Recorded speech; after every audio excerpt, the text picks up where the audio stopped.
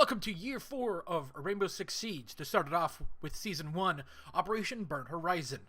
With this includes 2 new operators and 1 new map. For the rest of the year though, this will be the first only new map, with the rest of the year being reworks, with map rework of Cafe in Season 2, Canal in Season 3, and Theme Park in Season 4. Some people were like, well, you know, we could use some new maps, but after Hartford, that's a brand new map and they did a really good job. So, let's look at Burnt Horizon patch notes. With Burnt Horizon, we are introduced to 2 new Australian operators, Gridlock and Mozzie. Gridlock is an attacker with a M249 and an MF90. She's a 1 speed, 3 armor, featuring breach and smoke charges. Her ability lays down traps. I feel like that's going to be kind of interesting this season, with kind of like, hey, the attackers have traps, the defenders have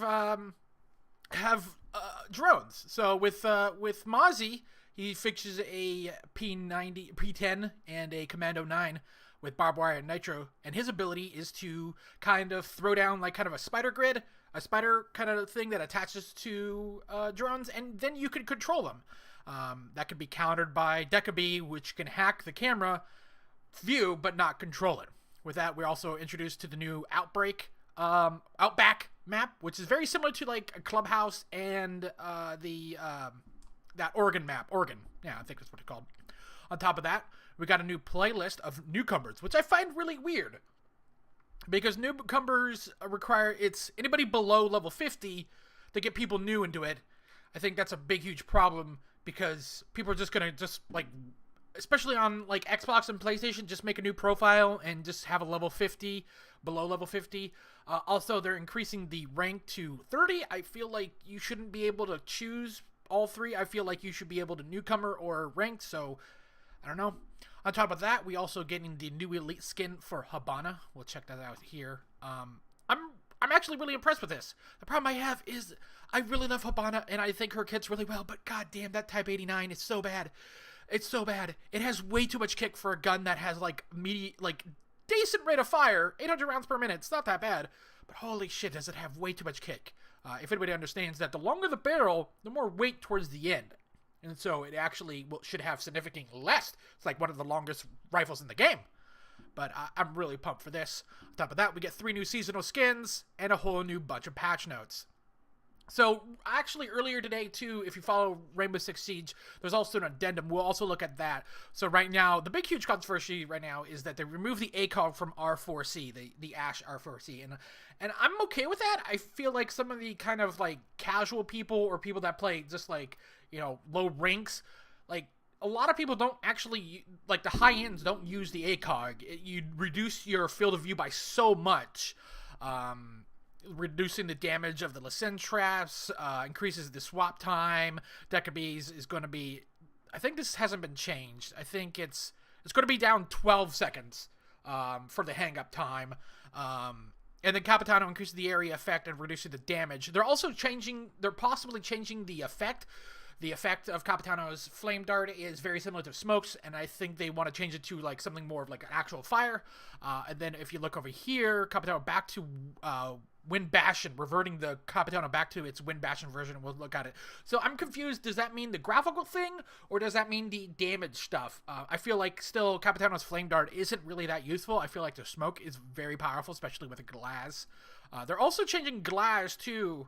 That's not actually here, to be, hey, you're going to lose sight when moving. And a bunch of other stuff. Deployment animations is much faster. Damage to attackers' side for breaching tools is down from 150 to 50. I think this is the gate. I've team killed a few people with breach charges. Damage area effect to defender's side is increased, which I feel is pretty cool. Lethal damage of effect on defender's side is reduced. So I'm really confused. I'm really curious how this is. I love like killing people with breach charges. They're looking into this. They're looking into the crouch and lean spam. It's really bad on PC. It's starting to get a thing on at least Xbox. I don't know what it is. So what crouch and lean spam is especially on PC, you just like macro a button and you're spamming it to go left and right. And it's like, you're less likely to get a headshot because you're bouncing up and down.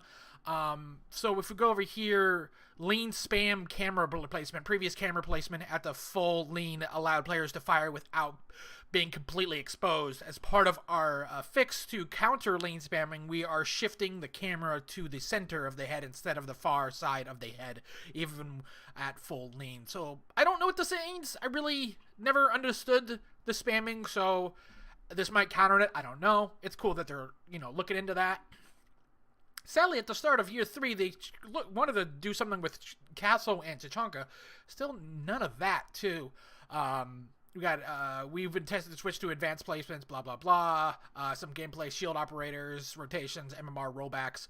And here we got for the newcomers is Bang, Consulate, and Chalet, while ranked is going to be all the maps, except for, house, plane, favela, tower, yacht, and canal. I'm always really not happy that they placed the new maps in the rank. I feel like that's a bad thing. And then a whole list of bugs. Then we'll look at the kind of the addendum here too. So on top of the auto hang up, they fixed some other bugs. Then one of the main things I've noticed here is this running animation. It's really hard. Let's get a zoom in here. Let's see here. I don't know what this is trying to do. They kind of look the same. I don't know. We'll probably see it. And then also kind of the big things, you need to be level 30. Reduction of down but not out. So kind of the big things is, hey, down me so you can get back to 50%. Now it takes you to 20 HP instead of 50 and then 15 in T-Hunt, which is interesting. Hollow Sight color is now determined by the base skin, so you can now have black Hollow Skins and whatever. I'm not really Hollow Fine. I'm more of a Capitano, or not a Capitano, but a reflex set. But that's it for kind of all that stuff. I'm really excited for this new map, or this new season. They're going to be doing mid-season events, what they have been towards the last half of Season 3. I'm really curious of what they're going to do with Casso and Tachanka. Casso is actually pretty highly picked in the kind of the upper end. I feel like he's a really good operator and really hard to counter, especially in the lower end ranked and casuals, because people don't know what to do. They just I don't know. They don't know. I feel like I could do it. I'm good at Castle, but you really see bad Castles. Like, what you do is you seal off a thing. Tachanka, I don't know. Like, I feel like Tachanka is just so dumb. His delta for winning is actually higher than some of the other ones, but I feel like that's more of a just like people are not expecting him. So we'll see how it is. If you have any suggestions or just want to talk about what's going on with Rainbow, we play something in the chat. This is being recorded on the 4th. This will be uploaded on the 5th, and then on the 6th, we'll run an Xbox stream. So I hope to see you guys there. Catch you guys on the next one. Bye.